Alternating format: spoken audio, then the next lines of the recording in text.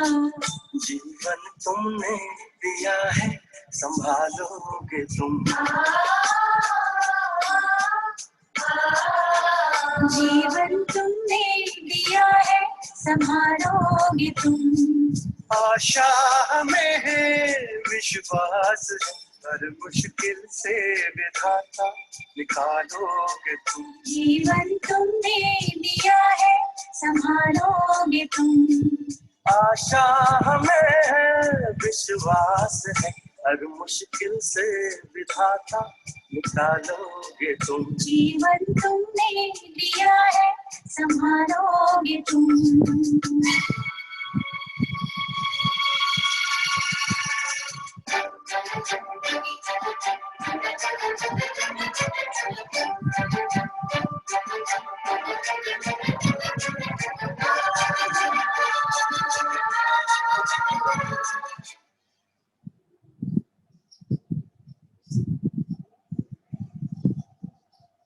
ओम शांति।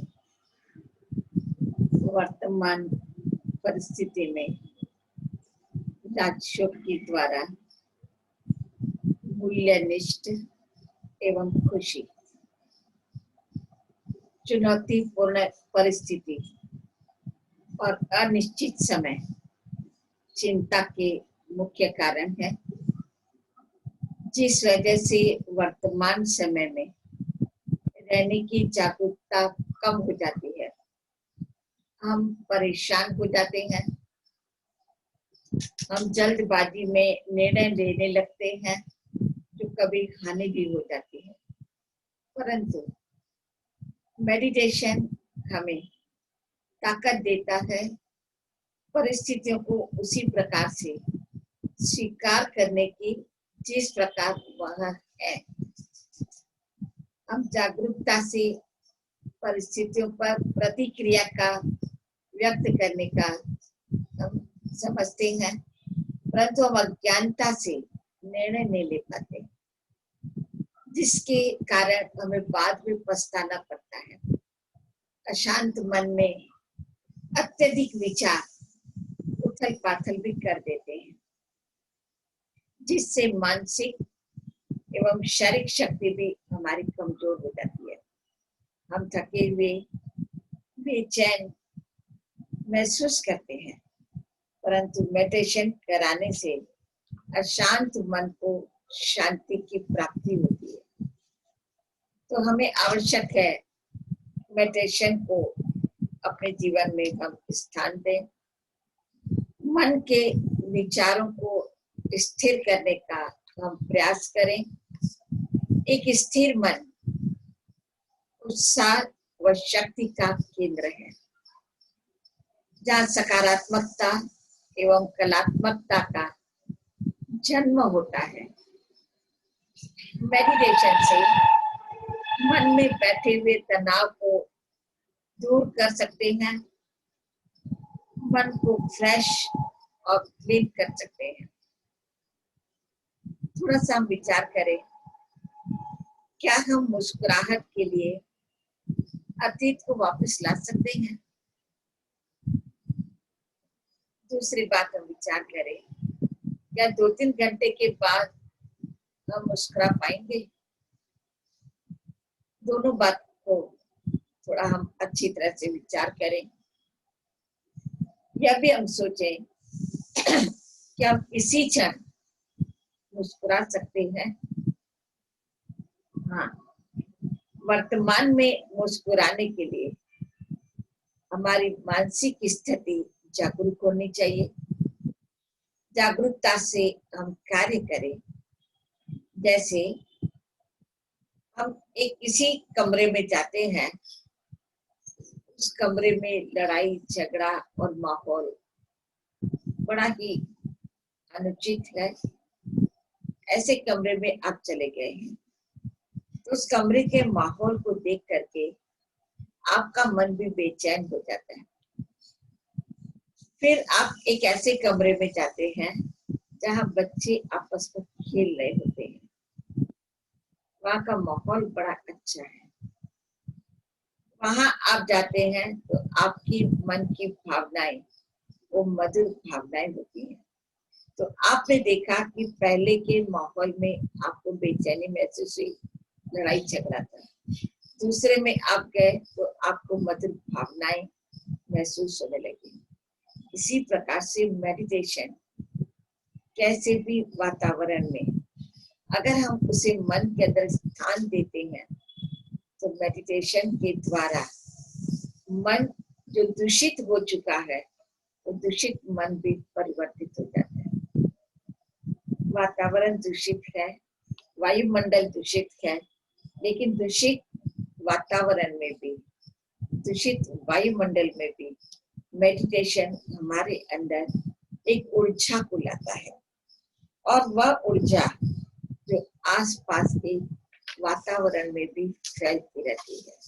तो आवश्यकता है मेडिटेशन को हम हमारे जीवन के अंदर स्थान दें, जिससे हमें एक शांति की महसूसता होती है। शांति ये एक मूल्य है।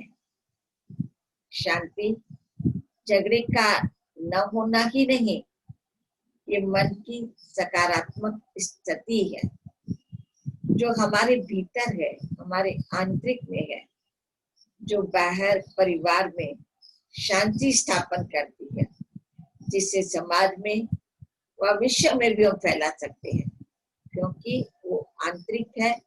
आंतरिकता का जब रियलाइजेशन होता है तो हम उसको अपने जीवन में लाते हैं, उसका प्रभाव परिवार, समाज व विश्व पर अवश्य पड़ सकता है।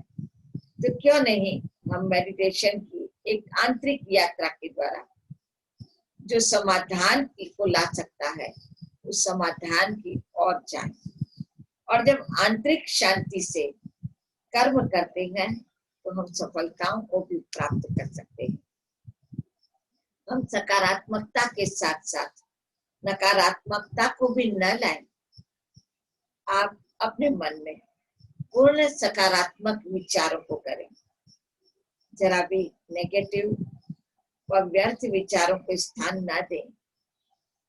यहाँ हम एक उदाहरण देखना चाहेंगे कि जैसे दूध है, बहुत सारा दूध हो और उसमें एक जहर की बूंद गिर जाए तो जहर के कारण पड़ जाता है, या ये कहें कि कोई खटास अगर उसमें पड़ जाए तो खटास के कारण भी दूध फट जाता है। ऐसे ही सकारात्मक मन के अंदर नेगेटिव थॉट्स एक बूंद के बराबर है, लेकिन वह एक बूंद भी चली जाती है तो ये मन नेगेटिव में चला जाता है, तो सकारात्मकता वहीं उसकी खत्म हो जाती है। इसलिए हम एक बूंद मात्र भी मन के अंदर नेगेटिव या व्यर्थ विचारों को न करें जो हमारे मन के अंदर उलझनों को खड़ा करते हैं। हमें चाहिए उलझनों से जो उलझ जाते हैं उनसे बाहर आना, परंतु हम अपने मन पर बोझ को डाल देते हैं तो बोझ को डालने के अनुसार हम उभर नहीं पाते हैं, बाहर नहीं आ पाते हैं। तो अब समय के अनुसार हम स्वयं के मन को किस प्रकार से डालें, किस प्रकार से मन के अंदर सकारात्मक भावों को करें, वो मेडिटेशन के द्वारा ही हम सीख सकते हैं। और मेडिटेशन के द्वारा ही हम तनाव मुक्त जीवन भी बना सकते हैं। राजयोग में ही एक ऐसी शक्ति है जो तनाव मुक्त बना सकता है, क्योंकि राजयोग यही एक उत्तम मार्ग है। गहन शांति के साथ साथ जागरूक रहने देता है। यह एक ऐसा कौशल है जो मन को शांत कर देता है। वर्तमान समय कोरोना महामारी के हालात से हम सभी परिचित हैं, जिस कारण हताश लोगों के लिए या कहें शारीरिक मानसिक परेशानी, चिंता, भय, अकेलेपन की भावनाओं को दूर करने में राजयोग ही एकमात्र हमें उत्साहित रखता है। निराशा को खत्म कर आशाओं के दीप जलाने का कार्य ये राजयोग ही करता है। हम इनसे घबराए नहीं। दुख, सुख, लाभ, हानि, जय, पराजय, आशा, निराशा, ये अवश्यम भावी है। ये सब अवश्यम भावी है, हम ये जानते हैं, परंतु हमें ये ध्यान रहे इसको हम अपनी लाइफ में परिवर्तन अवश्य कर सकते हैं। एक बार एक राजा गुरु जी के पास गए और गुरु जी के पास अपनी परिस्थितियों का वृत्तांत सुनाया कि ऐसा है, ऐसा है, ऐसा है। गुरु जी ने सारी बातों को बहुत ध्यान पूर्वक सुना और ध्यान पूर्वक सुनने के बाद उन्होंने कहा यह भी समय बदल जाएगा। फिर भी वे बोलते रहे तो फिर भी गुरु जी का यही उत्तर था, यह भी समय बदल जाएगा, यह भी समय बदल जाएगा। तब फिर गुरु जी ने कहा कि देखो, हमेशा अमावस्या नहीं रहती है, अमावस्या के बाद पूनम भी आती है, समय बदल जाता है। जैसे आप और हम सभी जानते हैं, हर मास बदलते हैं। आज जनवरी से लेकर के हम सितंबर मास में हैं, हर मास बदलता गया। हर रोज दिन बदलता है, 7 दिन है, सोमवार, मंगलवार, बुधवार, दिन बदलते जा रहे हैं।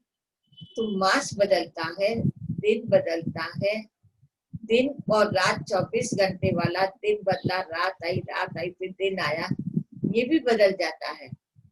इसी प्रकार से ये जो आया हुआ विकट परिस्थितियों का समय है, जिस कारण हम हताश हो रहे हैं, निराश हो रहे हैं, या ये कहें कि परेशान हो रहे हैं, बेचैन हो रहे हैं, यह भी समय बदल जाएगा।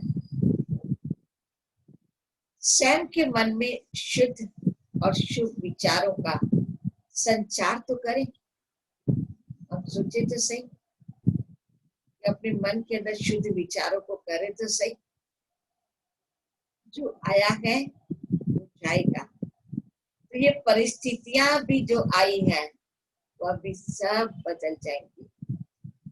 मन में सकारात्मक सोच, आत्मविश्वास, दृढ़ संकल्प को करना आवश्यक है।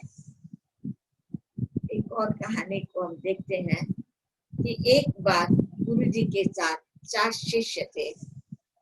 गुरु जी ने चारों ही शिष्यों से एक प्रश्न किया कि सबसे कठोर चीज क्या है।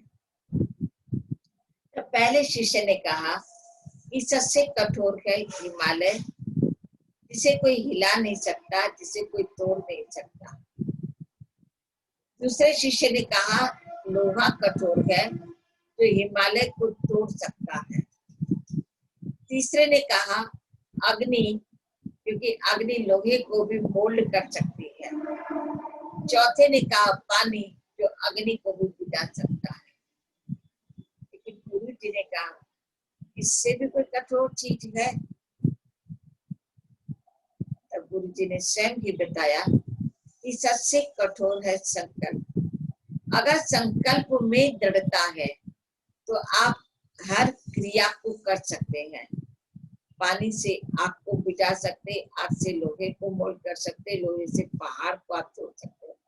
लेकिन मेरे मन के अंदर अगर दृढ़ता ही नहीं, संकल्पों में दृढ़ता ही नहीं है, तो मैं किसी भी कार्य को नहीं कर सकती। तो यहाँ पर आवश्यकता किसकी लगी कि परिस्थिति ऐसी है, ऐसे कोई नहीं कर सकता, कोई कुछ नहीं कर सकता है। परिस्थिति में हम चल नहीं सकते हैं, परिस्थितियां हमें बाहर आने नहीं देती हैं, परिस्थितियों की वजह से हम कुछ कर नहीं पा रहे हैं। ये ऐसी है, ऐसी है, ऐसी है, हम बस यही वर्णन कर रहे हैं। लेकिन हमें इन सब बातों से अगर बाहर आना है तो हमें संकल्पों में दृढ़ता को लाना होगा। जहाँ संकल्पों में दृढ़ता के आधार से एक पहाड़ को भी व्यक्ति तोड़ सकता है, तो क्या वर्तमान परिस्थितियों से क्या हम अपने आप को नहीं बचा पाते? कई बार हम यह भी सोचते हैं कि वर्तमान समय परिस्थिति ऐसी है, न जाने आगे क्या होगा, हम उस वजह से भी परेशान है। नहीं, हमारी सकारात्मक सोच, हमारे संकल्प की दृढ़ता इस बात में भी हमें पॉजिटिव रिजल्ट देती है। तो क्यों नहीं हम यहाँ पर हमारे दृढ़ संकल्प को करें, जो दृढ़ संकल्प हमें सफलता को अवश्य प्राप्त कराएंगे। हमें हमारे संकल्पों में निश्चय होना चाहिए। एक और बात हम यहाँ पर देखते हैं कि एक वैज्ञानिक और हमारी संस्था की पूर्व मुख्य प्रशासिका, जिनके साथ एक प्रयोग किया गया, वैज्ञानिक ने कहा कि मैं मेरे हाथ में रखी हुई चाबी को मोड़ सकता हूँ, मैं मेरे हाथ में मूंग को रख करके अंकुरित कर सकता हूँ। और उन्होंने हाथों में रखा और उसे देखा और देखते देखते वो चाबी को मोल्ड कर लिए और देखते देखते मूंग को भी उन्होंने अंकुरित कर दिया। देख रहे थे। फिर दादी जी को जब कहा गया कि आप, तो दादी जी बिल्कुल शांत मेडिटेशन कर रहे थे। गहन मेडिटेशन की शांति का अनुभूति वो स्वयं भी कर रहे थे, लेकिन साथ साथ सारे हॉल के अंदर भी वो शांति का वातावरण, शांति का वायुमंडल छा गया।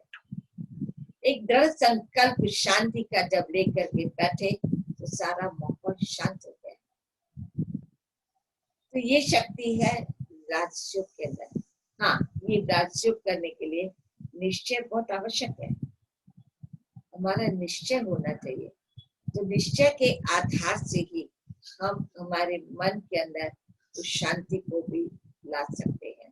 परंतु वो निश्चय आपका कहाँ तक है और निश्चय आपको किन बातों में चाहिए। स्वयं में भी निश्चय होना चाहिए कि मैं कौन। दूसरा, परमात्मा में भी निश्चय चाहिए, यानी भगवान में, ईश्वर में आपकी आस्था चाहिए।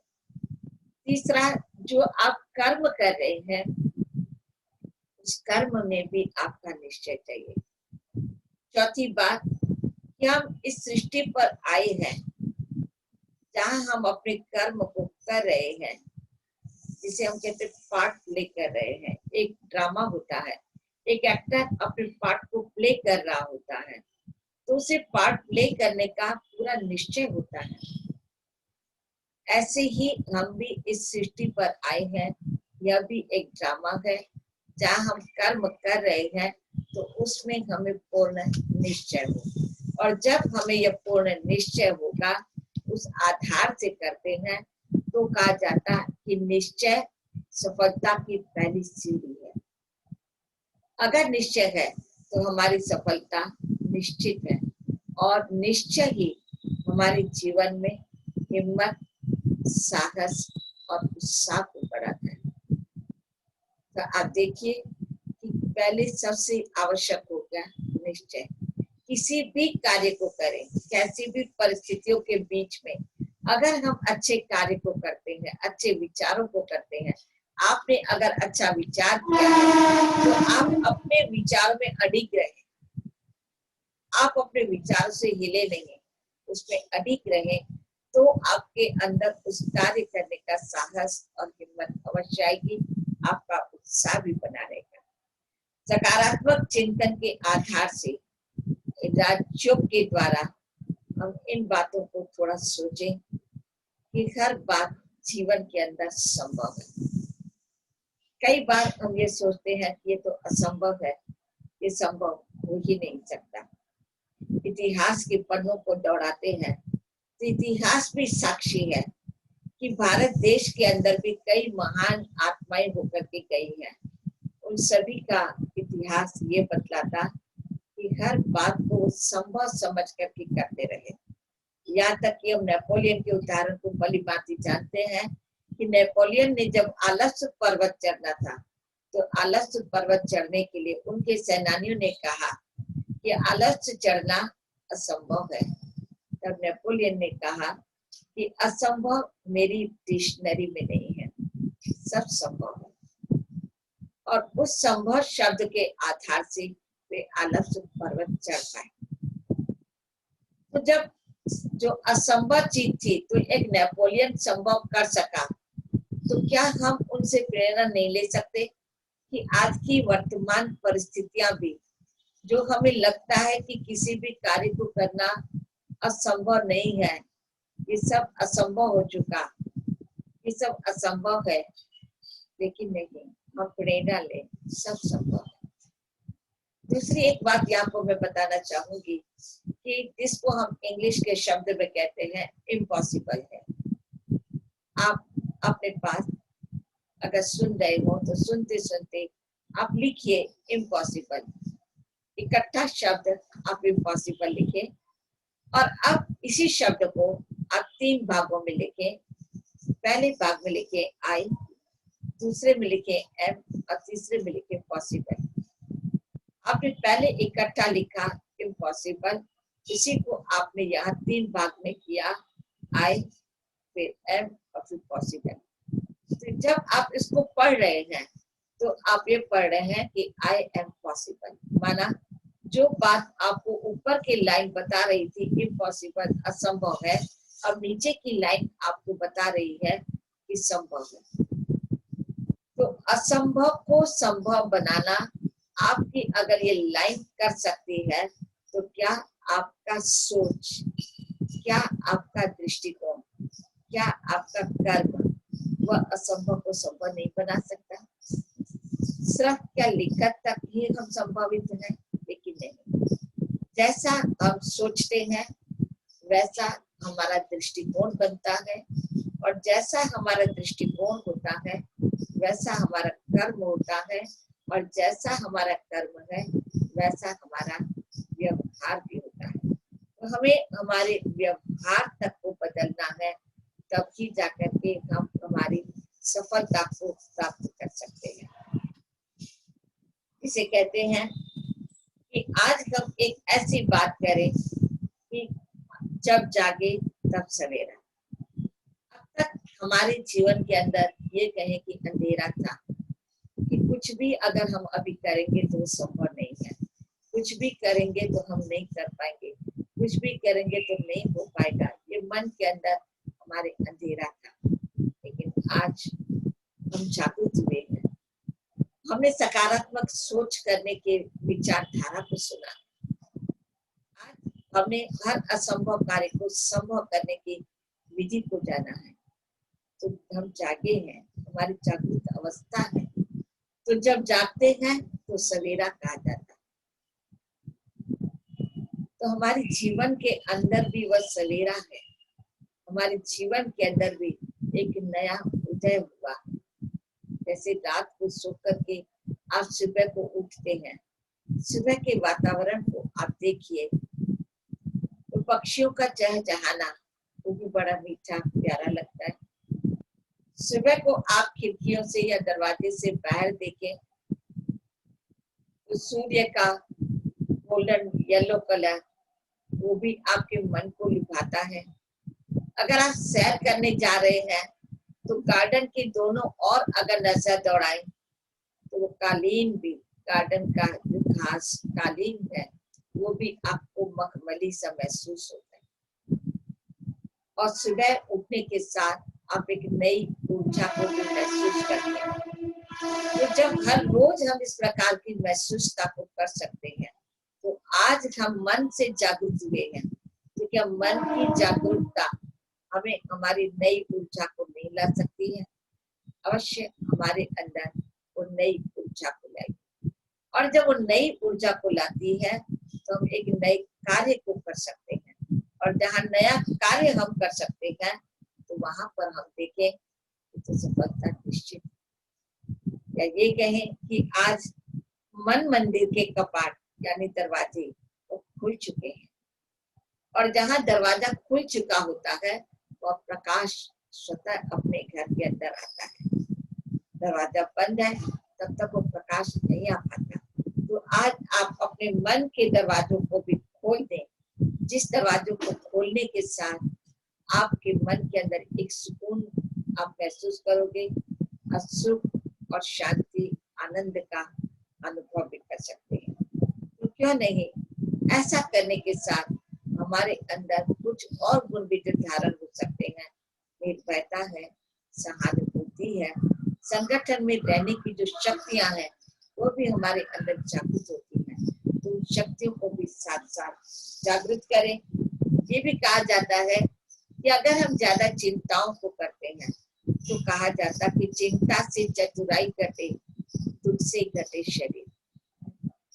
हम चिंताएं करते हैं तो चतुराई माना हमारी समझ, जो हमारे पास थोड़ी बहुत भी समझ है वो घट जाती, माना कम हो जाती है। तो चिंता से चतुराई घटे, और जब चिंता से हमारी चतुराई समझ घट जाती है तो वहां आता है हमारे पास दुख, और जब दुख आता है तो कहते हैं दुख से घटे शरीर। तो ये जो हमारा शरीर है वह भी निर्बलता का अनुभव करता है। तो हम ऐसी चिंताओं को करें क्यों? इसी की एक दूसरी लाइन भी है कि जब तक श्वास है तब तक आश है। मानव जीवन के अंदर कहते हैं ना कि भाई आश कब तक?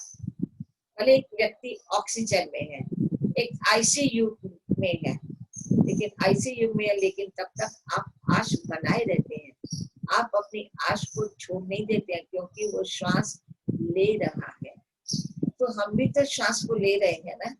तो जब हम श्वास को ले रहे हैं तो हम अपने जीवन के सफलताओं से हम आश को कैसे छोड़ें? दूसरी बात यहाँ हमने बताई कि आईसीयू में है, तो आईसीयू में है माना थोड़ी सी घबराहट, थोड़ी सी चिंता, थोड़ा सा भय, थोड़ी सी शंका, थोड़ा सा अनुमान वो हमें रहता है। क्या होगा पता नहीं, लेकिन अगर इसको भी हम सही अर्थ में ले लें, आईसीयू, भगवान हमें कह रहा है कि ये बच्चों, ये वत्स, आईसीयू माना मैं तुम्हें देख रहा। कितने अच्छे शब्द हैं कि जब भगवान हम बच्चों को कह रहा हो कि मैं तुम्हें देख रहा हूँ, जब उसकी नजर हम पर हो तो फिर हमें किसी भी बात की घबराहट, भय या चिंता नहीं होनी चाहिए। अगर हम चिंता करते हैं तो यहाँ पर फिर वही बात आ जाएगी कि मुझे भगवान में भी विश्वास करना। हम कुछ भी करें तो भगवान से विश्वास होना है। आज आप मन के अंदर एक बीज डालें, आप कर्म करते चले, लेकिन कर्म के फल की इच्छा को न रखें। क्योंकि हम जब कर्म करते हैं तो उसी समय सोचते हैं कि मैंने किया लेकिन मुझे क्या मिला, मुझे क्या लाभ हुआ, क्या फायदा हुआ, मैं क्यों करूं? लेकिन नहीं, आप जानते हैं कि किसी भी बीज को अगर हम डालते हैं तो बीज को डालने के साथ कोई फल नहीं निकलता। बीज को डालने के बाद थोड़े समय के बाद पौधा थोड़ा सा बड़ा होता है, फिर थोड़ा बड़ा होता है, फिर वो फल आते हैं। तो कितना समय जाता है। हम भी कर्म करें तो सही, अच्छे कर्मों को करते चले, अच्छे विचारों को करते चले, अच्छे दृष्टिकोण को रख करके चले तो सही। वो फल जैसे हमारे साथ जुड़ा हुआ है। जैसे हम देखते हैं कि धूप में अगर हम चलते हैं तो हमारे पीछे पीछे वो परछाई अपने आप आती है। आप आगे आगे जा रहे हैं, आपके पीछे पीछे वो परछाई आ रही है। ऐसे ही आप भी सही दृष्टिकोण रख रहे हैं, सही व्यवहार कर रहे हैं, सही कर्म कर रहे हैं, सही बोल रहे हैं, सही गुणों को धारण कर रहे हैं, तो आपके पीछे आपकी परछाई यानी आपका फल उनके साथ जुड़ा हुआ है। तो इसलिए मुझे परिस्थितियों से घबराना नहीं है, विचार नहीं करना है कि क्या होगा, नहीं, मेरे साथ जो होगा वो अच्छा होगा। हम ये क्यों सोचते हैं कि मेरे साथ अच्छा नहीं होगा? इतने सारे लोग हैं, पता नहीं न जाने किसे सर्विस से निकाल दिया जाएगा, किसका क्या होगा, ये भी हम ना सोचें। अगर हम सोचते हैं तो वो जरूर है कि मेरे पास ही आता है, क्योंकि जैसा सोचते हैं वैसा हमारे पास ही आता है, जिसको हम दूसरे शब्दों में कहते हैं कि अगर मैंने पत्थर को ऊपर फेंका है या बॉल ऊपर फेंका है तो ऊपर गया हुआ बॉल कहीं ऊपर अटकता नहीं है, लेकिन ऊपर गया हुआ बॉल वापस हमारे पास नीचे आता है। तो जो हमारे सोच होते हैं वो भी यहाँ वातावरण के अंदर, वाइब्रेशन के अंदर वो टकराते हैं और वो टकरा करके वापस मेरे पास ही आते हैं। तो मैं मेरे सोच को नकारात्मक रीति से करूँ ही क्यों? मैं क्यों गलत सोचूं कि मेरे साथ क्या होगा? मेरे साथ बहुत ही अच्छा होगा, मेरे साथ जो होगा वो मेरे अनुकूल होगा, मेरे अनुसार ही होगा, जो मैं चाहती हूँ वैसा ही होगा। तो अगर हम इस प्रकार से सकारात्मक सोच करें तो हम जान सकते हैं कि हमारे पास ये परिस्थितियां, वो परिस्थितियां नहीं रहेंगी, वो परिस्थितियां भी आज नहीं तो कल वो भी बदल जाएंगी। उनको दिशा देना वो हमारा कार्य है। हम जानते हैं कि देखो, गाड़ी जब कोई व्यक्ति चलाता है तो एक ही दिशा के अंदर चला रहा है, अगर वो दिशा बदल दे तो दशा भी बदल जाएगी। उसी रास्ता, हाँ, कहीं कहीं रास्ता ब्लॉक बंद होता है तो वहां उसे टर्न करना पड़ता है। ऐसे हम भी देखें, जहाँ पर लिखा रहता है वर्क इन प्रोग्रेस, मानो वो रास्ता बंद है, वहाँ कार्य चल रहा है, तो वो सीधा जाने के बजाय या तो लेफ्ट या तो राइट ले लेता है। ऐसे ही हम भी देखें, यहाँ पर भी जीवन के अंदर जो वर्तमान परिस्थितियां आई है, चुनौतियां हमारे सामने आई है, वो हमें कुछ सिखाने के लिए आई है। जो बातें हमें सीखनी चाहिए थी परंतु हम उन बातों को नहीं सीख पाए थे, तो वो बातें सिखाने के लिए वो परिस्थितियां आई है। हमारी मानसिक स्थिति का विकास करने के लिए वो आई है। अगर हम परिस्थितियां ना आती तो हमारे मानसिक विकास को हम इतना नहीं कर पाते थे, लेकिन वो मुझे सिखाने आई है, मुझे वो आगे बढ़ाने आई है। अगर आपने पढ़ाई की है तो आप जानते हैं कि आप इतना स्कूल से कॉलेज और कॉलेज से यूनिवर्सिटी की एग्जाम में आप कैसे पास हुए। आपकी एग्जाम हुई और उस एग्जाम को देते देते देते आज आपने किसी पद को हासिल किया है। तो विकास कब हुआ? जब परीक्षाएं आई, जिसे आपने परीक्षा शब्द कहा। वर्तमान समय हम इसे परिस्थिति कहते हैं, तो परिस्थिति को भी परीक्षा शब्द अगर आप कह दो, तो स्कूल कॉलेज की परीक्षा थी, ये हमारे जीवन की परीक्षा है। तो जीवन की परीक्षा में भी मुझे पास होना है, तो मुझे वह भी पढ़ाई तो पढ़नी होगी ना।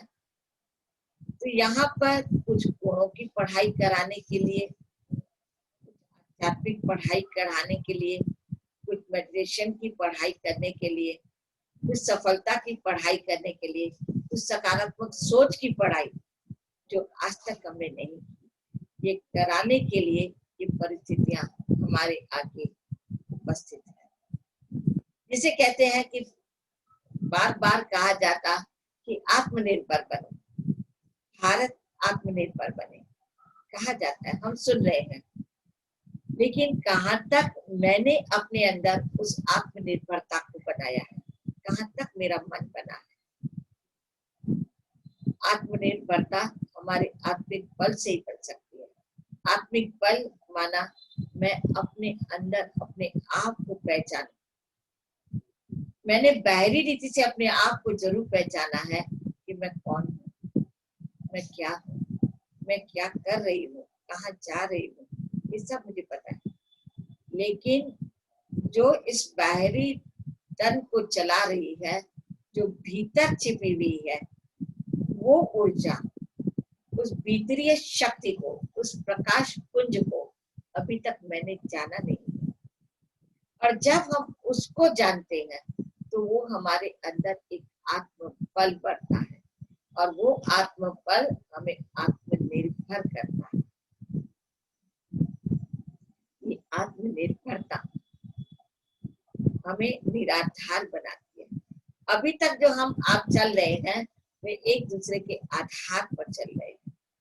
तो आधार वो कभी भी टूट सकता है। आप देखते हैं ना कि जैसे बसेस जाती है फ्लाईओवर से जाती हैं, या नदी के ऊपर भी फ्लाईओवर बने हुए हैं, पहाड़ों के ऊपर से बने हुए हैं, कहीं ऐसे रास्तों के ऊपर रास्ते बने हुए हैं, सब बने हुए हैं। लेकिन अचानक कभी वो टूट जाते हैं और वो आधार टूट गया तो यहाँ की बसेस इस तरफ और वहां की बसेस उस तरफ, मतलब कनेक्शन कट हो गया। बीच पे भी आप सभी ने न्यूज़पेपर में या टीवी में सुना होगा कि नदी के ऊपर जो ब्रिज बना हुआ था वो टूट गया।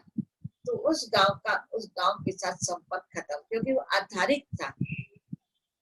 तो बाहर के अगर हम आधारों को लेते हैं तो वो आधार कभी भी टूट सकता है। अगर किसी व्यक्ति के आधार पर भी चलते हैं तो व्यक्ति का आधार भी कभी न कभी टूट सकता है।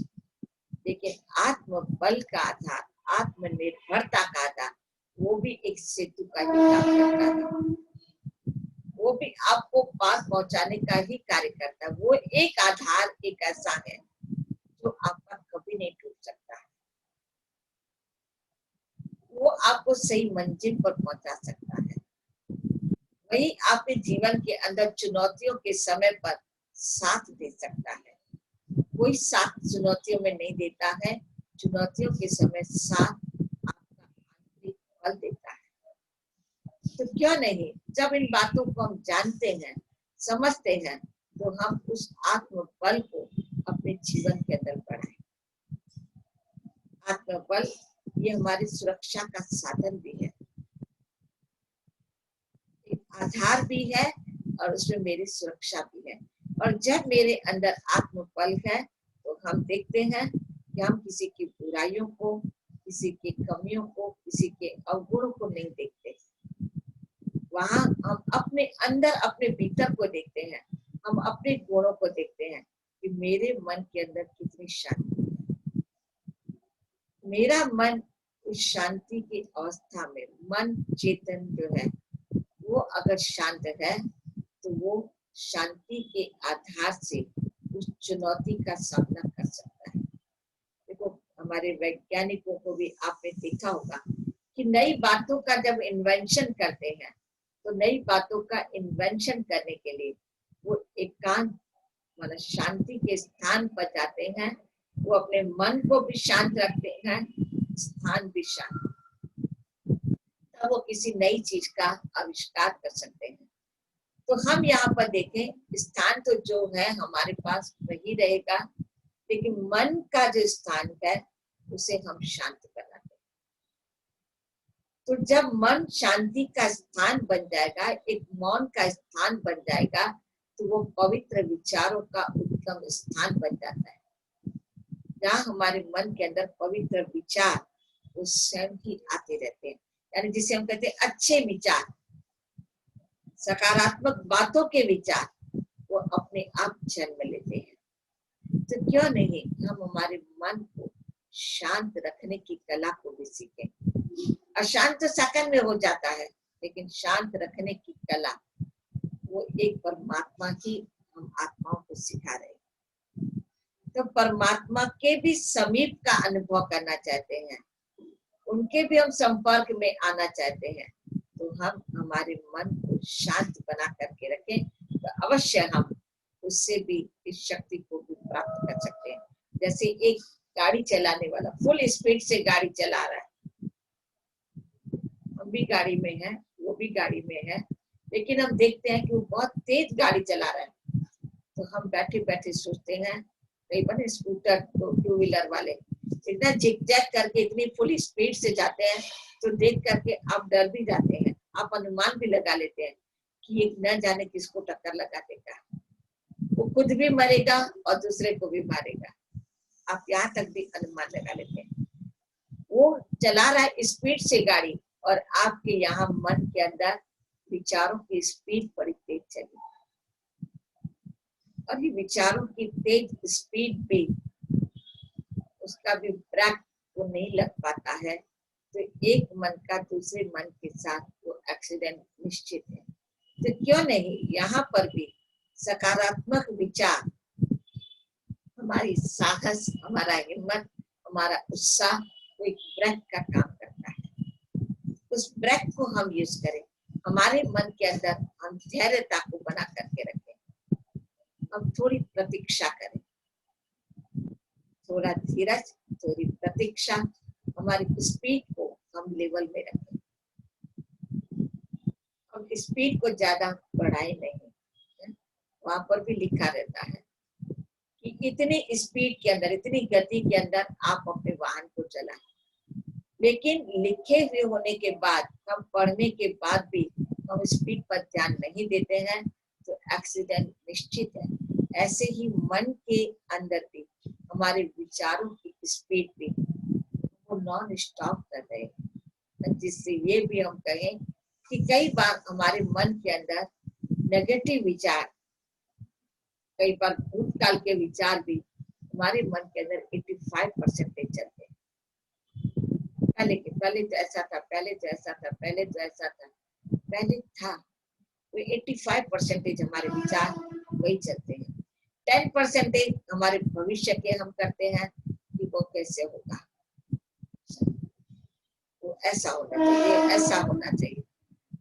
बाकी बचा कितना? 5%। 5% हम वर्तमान का करते हैं, जबकि जी रहे हैं हम वर्तमान में, विचार 5% वर्तमान के कर रहे हैं। जो हम पास कर चुके उसके 85% विचार कर रहे हैं, और वो बीत चुका, उस समय पीछे चला गया, वो अभी लौट करके आने वाला नहीं है, उसके हम 85% कर रहे हैं। और जो आने वाला है वो तो हमारे पुरुषार्थ पर, हमारे प्रयत्न के आधार पर, हमारी मेहनत के आधार पर आएगा।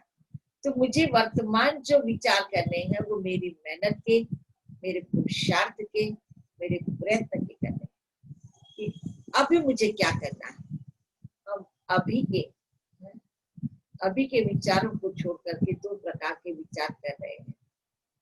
तो आज हम यह भी सीख रहे हैं कि मुझे वर्तमान में अगर जीना है तो मेरे विचार भी मुझे वर्तमान में करने हैं।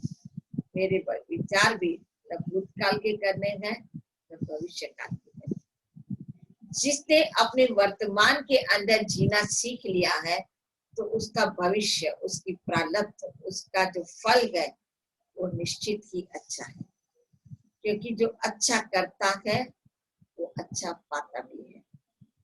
तो क्यों नहीं हम वर्तमान में अपने जीवन के अंदर ऐसे ही चले, जो अभी तो अच्छा हो लेकिन हमारा भविष्य वह भी कितना सुंदर और सुमधुर हो। तो ऐसे सुंदर और सुमधुर भविष्य को लाने के लिए फिर से हम अपने मन को जागरूक करें। ये मन जागेगा, ये बहुत कुछ कार्यों को कर सकता है। मन से जीते जीत गए, मन से हारे हार गए। तो हम मन से जीत को प्राप्त करें। हम छोटी छोटी बातों में, छोटी छोटी परिस्थितियों में, वर्तमान समय की बीमारी से भी हम मन से हारे नहीं। क्या होगा, हमारे पड़ोसी को ऐसा हो गया, मेरे फ्रेंड को ऐसा हो गया, नहीं, हम उन बातों को देख करके हम मन से हारे नहीं। हमारी विजय निश्चित है।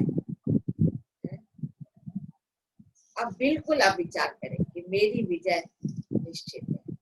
यहाँ पर मैं आपको एक बात कहना चाहूंगी कि आप जब सुबह उठते हैं तो उठने के साथ परमात्मा को गुड मॉर्निंग करें।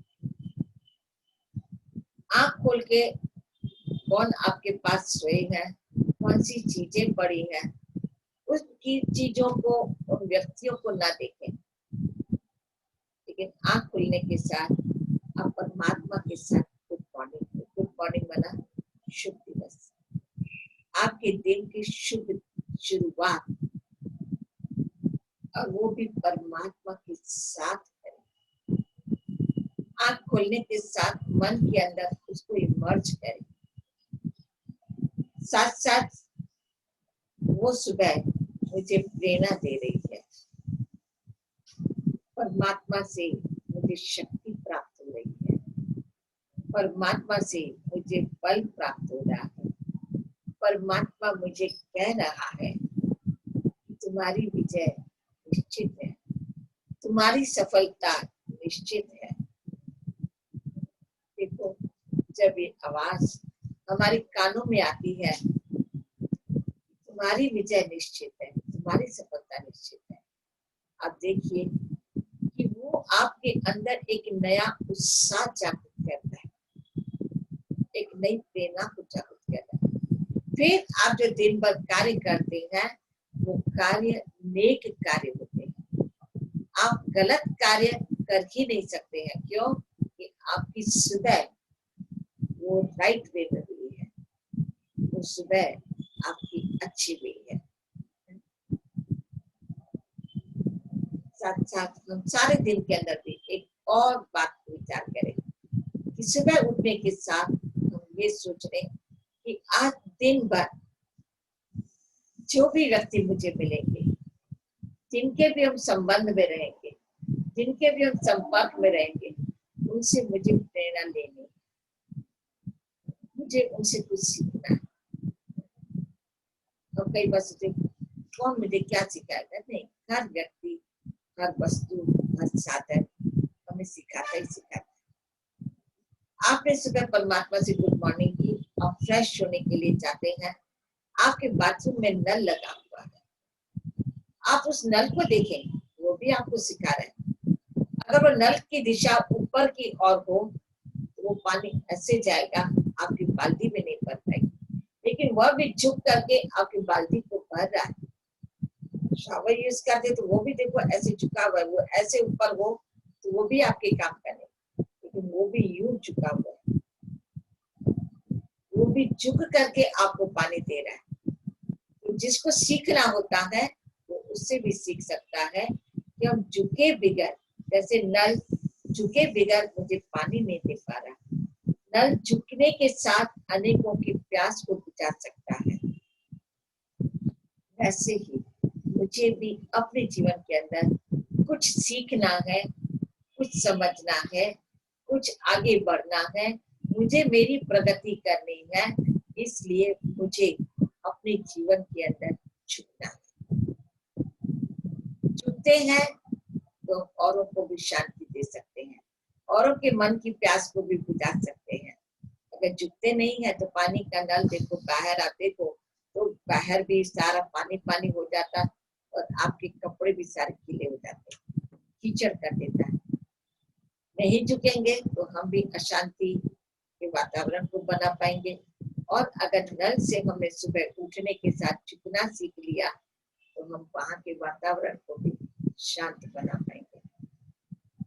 ऐसे ही हम सुबह उठ करके फ्रेश होकर के किसी न किसी इष्ट देवों की पूजा करते हैं, किसी न किसी इष्ट देव को हम मानते जरूर हैं। अगर एक अगरबत्ती करके हम रख रहे हैं, वो भी मैं किस भावना से रख रही हूँ, वो भी मैं सोचूं। तो हम यहाँ पर देखें कि वह एक अगरबत्ती जिसका कलर भी आप देख रहे हैं कि काला है, कलर भी काला है, साथ साथ आप यह भी जानते हैं कि बहुत दुबली पतली भी है। अगर आपने उसे बहुत कड़क हाथ से उठा लिया तो वहीं वो टूट भी जाती है, गिर भी जाती है। उसे बड़े नाजुक हाथों से हम लेते हैं, बहुत संभाल करके हम ले रहे होते हैं, लेकिन वो जल करके खुशबू को फैलाती है। लेकिन देखो वह अगरबत्ती परमात्मा के इष्ट देवों की पूजा के कार्य में आ सकती है, क्योंकि उसके अंदर न रूप है न रंग है, कुछ भी नहीं है, तो भी वह ईश्वर के कार्य में आ सकती है। भगवान ने हमें ये मनुष्य जीवन दिया है, तो इस मनुष्य जीवन की बातों को देखें तो सही। उसने इतनी सुंदर सृष्टि हमें दी है, इतने सुंदर साधन दिए हैं, इतनी सुंदर सुविधाएं दी है। अगर हम उनको देखें तो हम भी अपने जीवन के अंदर एक अगरबत्ती की तरह खुशबू को फैला सकते हैं। तो आज जागे हैं, हम अपने जीवन के अंदर उस सवेरे को लाएं, उस जागरूकता को लाएं, अपने जीवन के अंदर सफलताओं को प्राप्त करें। इन्हीं शुभ भावनाओं और शुभकामनाओं के साथ ओम शांति।